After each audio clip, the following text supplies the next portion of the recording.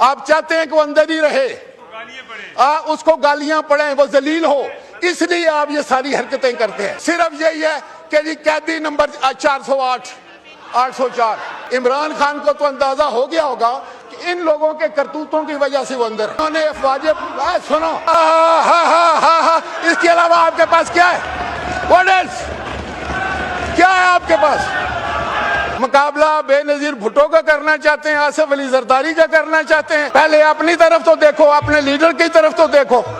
इनको करार वाक़ई सजा दी जाए जनाब स्पीकर, फौरी तौर पर इनको करार वाक़ई सजा हो, ऐसी मिसाली सजा दी जाए, आइंदा कोई जुर्रत ना करे हमारे शहीदों के खिलाफ बात करने की, हमारे गाजियों के खिलाफ, हमारे फौज के खिलाफ कोई बात करने की जुर्रत ना कर सके।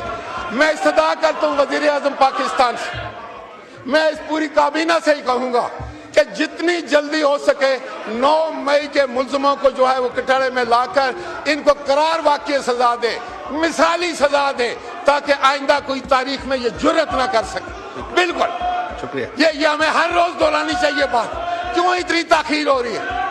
शुक्रिया। और जो यहाँ बैठे हैं इनको पता है इनके नाम क्यों नहीं है, कौन लोग हैं? यहाँ इनका लीडर ऑफ दी अपोजिशन कह रहा था कि हम क्या जंग करेंगे, हमारे पास तो, हमारे टैंकों में तो तेल ही नहीं है। यही उसने कहा था, लीडर ऑफ दी अपोजिशन है। वो कहता था मैं भी फील्ड मार्शल का बेटा हूं, लेकिन जो असली फील्ड मार्शल है उसने फिर कमाल नहीं कर दिया। उसने तो नहीं कहा, उसने तो 7 जहाज गिरा दिए। आज अमेरिका से लेके दुनिया का हर बंदा जो है वो पाकिस्तान को इज्जत सी निगाह से देखता है। आपने क्या दिया था पाकिस्तान? आज पाकिस्तान का एहतराम है, आज सऊदी अरब भी आपसे मुआहदे करता है, बाकी लोग भी आपसे मुआहदा करना चाहते हैं। आपकी कुव्वत पर उनको यकीन है। और एक ये है कि ये कहते हैं कि हमारे टैंकों में तो तेल ही नहीं है। हमारे टैंकों में तेल पता लग गया है? आपके साथ अभी नरमी का सलूक हुआ, हम खुद कहते थे, हम खुद कहते थे कि नरमी करो सियासी, लेकिन अब मुझे यकीन हो गया है, खुदा की कसम कि आप सियासी लोग नहीं हैं। आपसे नरमी नहीं करनी चाहिए, आपसे सख्ती करनी चाहिए।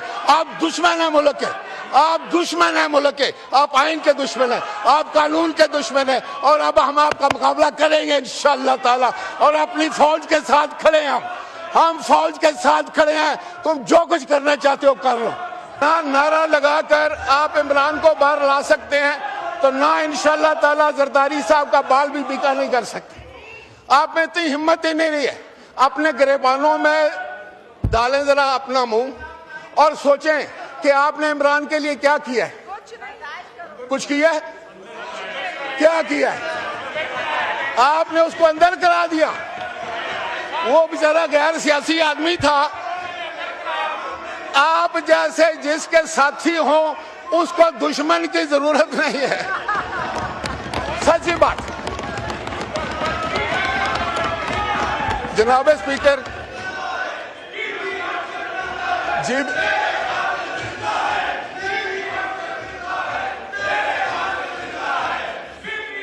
शहीद मोहतरमा बेनजीर भुट्टो आइन और कानून के लिए उसने तो अपनी जान दी थी। आप जेल के कमरे में बैठ के एयर कंडीशन लगाकर वहां खाने खाते हैं। मुकाबला बेनजीर भुट्टो का करना चाहते हैं, आसिफ अली जरदारी का करना चाहते हैं। पहले अपनी तरफ तो देखो, अपने लीडर की तरफ तो देखो। मैं ऐसी बातें हरगिज ना करता यहां खड़े होके, अगर मेरा हम मनसब आदमी जाकर हम पर ज़ाती अटैक ना करता तो। यही बात मैं आपको बावर कराना चाहता हूं कि अगर आपने किसी की जात पर अटैक किया तो आपकी जात भी महफूज नहीं रहेगी, फिर आपका लीडर भी महफूज नहीं रहेगा। ये मेरे जैसा बंदा आपको मत दे रहा है, समझ दे रहा है, समझो।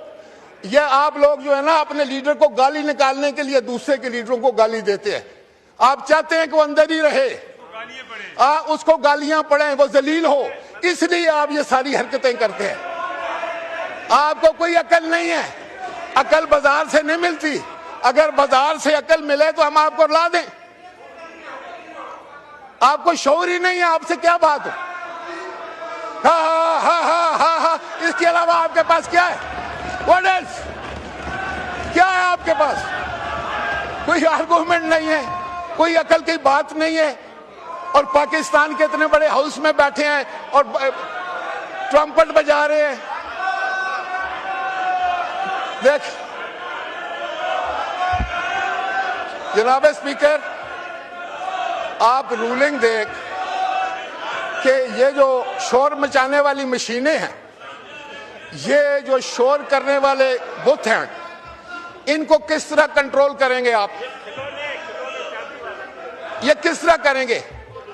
ये लोग जो अपने शहीदों की इज्जत ना कर सकें, ये लोग जो अपने गाजियों की इज्जत नहीं कर सकें, ये लोग जो अपनी फौज की इज्जत ना कर सकें, ये लोग जो अपने फील्ड मार्शल जिसको इस पूरी कौम ने मुतफिका तौर पर ओहदा पेश किया है, उसके खिलाफ बात करते हैं।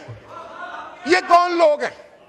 मेरे ख्याल में सर ये गुमराह लोग हैं जिनकी कोई मंजिल नहीं है, इनकी कोई सिमत नहीं। ये एक ऐसा धब्बा लग गया पाकिस्तान की सियासत पर, और मुझे यकीन है कि कल अगर इलेक्शन हो तो इनमें से एक बंदा भी आपको नजर नहीं आएगा। आपको सही खत्म होगी बात, वो खत्म हो चुके। तो लोगों को पता चल गया है कि ना तो ये कानून साजी में काम लेते। देखें, इनमें से किसी एक को खड़ा करके पता करें कि उसने कोई कानून साजी की है, कोई पाकिस्तान के अवाम की बेहतरी के लिए कोई बिल लेकर आया है, कोई उसने कोई ऐसी तकरीर की हो जो पाकिस्तान के अवाम के मफादात की हो, कोई उसने ऐसी बात की हो, उसने कोई मुल्क मस्बत तनकीद की हो। सिर्फ यही है कि जी कैदी नंबर 408, 804, कैदी नंबर 804 और ये सारे 420 हैं। ये कौन लोग हैं? जनाब स्पीकर, मैं आपसे मुतालबा करता हूं कि ये हाउस पाकिस्तान के 25 करोड़ अवाम का हाउस है, ये इसके पास इक़्तिदार आला है, ये पाकिस्तान के लोगों की दानिशगाह है, यहाँ पर पाकिस्तान के अवाम की मफाद की बात होनी है और हमने करनी है। ये लोग सिर्फ शोर मचाते हैं और ये शोर जो है ये इस पाकिस्तान के इस बड़े ईवान की तौहीन है, ये तौहीन का मुर्तकिब हो रहे हैं। देखे ना, जिस बंदे के पास कोई आर्गूमेंट नहीं रहता वो शोर करता है। बेहतर तो ये था कि आप मेरी सारी बातें सुनकर उसका जवाब देते। अब क्योंकि आपने शोर मचाया है तो इनकी बात भी हम नहीं सुनने देंगे, किसी को बिल्कुल नहीं सुनने देंगे। कोई बंदा इनकी बात नहीं करेगा। अगर ये को खड़ा करने की बात करने की कोशिश करेगा, हम आपसे वही सलूक करेंगे जो आप हमारे साथ कर रहे हैं। अगर आप मुझे नहीं बात करने देंगे तो मेरे साथी फिर आपको भी बात नहीं करने देंगे। नहीं कर सकेंगे आप बात, आप नहीं कर सकेंगे। मैं दावे से कहता हूं कि आपकी आवाज भी फिर इस तरह ही होगी। अब आप बैठ जाएं, अभी भी टाइम है, पर मेरी चंद बातें खामोशी से सुन, खामोशी से सुन, खामोशी से सुन। बात यह है, आप लोगों को किसी ने गलत मशवरा दे दिया है कि अगर आप एग्रेसिव होकर बात करेंगे, शोर मचाएंगे, गाली देंगे, तज़हीक करेंगे लोगों की, तो आपकी बड़ी वाह वाह हो जाएगी, इमरान खान भी खुश होगा और लोग भी खुश होते हैं। ऐसी बात हरगिज़ नहीं है। इमरान खान को तो अंदाजा हो गया होगा कि इन लोगों के करतूतों की वजह से वो अंदर है। अगर ये इनमें कोई सेंस होता इतनी तादाद में, बिल्कुल वो ये चाहते ही नहीं कि वो बाहर आए। ये वो सारा बंदोबस्त करते हैं, हमारे से लड़ाई करते हैं, हमारी लीडरशिप पर हमले करते हैं, यहां से जवाबन इमरान पर हमला होता है। ये कोई तरीका है? ये अपने लीडर की इज्जत कर रहे हैं। इनमें से किसी एक को पता करो कि तुम कॉन्स्टिट्यूशन पढ़कर आए हो, तुम्हें पता है क्या तरमीम है, तुम्हें पता है आज ऑर्डर ऑफ द डे क्या था। यार, आप सिर्फ शोर मचाने के लिए आते हैं। आप इस हाउस में तनख्वाह लेते हैं इसलिए कि यहां शोर मचाएं, आप गालियां दे और चले जाएं। आपने कभी अपने हलकों की बात नहीं की, कभी आपने अवाम की बात नहीं की, कभी उनकी मुश्किलात की बात नहीं की। हला हला हला करके आप चले जाते हो। कौन लोग हैं ये, कहां से आए हैं? कहते हैं हमें अवाम इतने बेवकूफ नहीं है कि आप लोगों को मौका दें। वो आप उस वक्त भी कंप्रोमाइज होकर आए हैं, आज भी आप कंप्रोमाइज्ड हैं। आप वहां कोई और बात करते हैं, यहां कोई और बात करते हैं। मैं लिख कर देता हूं, अगर कहें तो मैं एक एक के नाम पढ़कर बता दूं कौन कौन कंप्रोमाइज्ड है।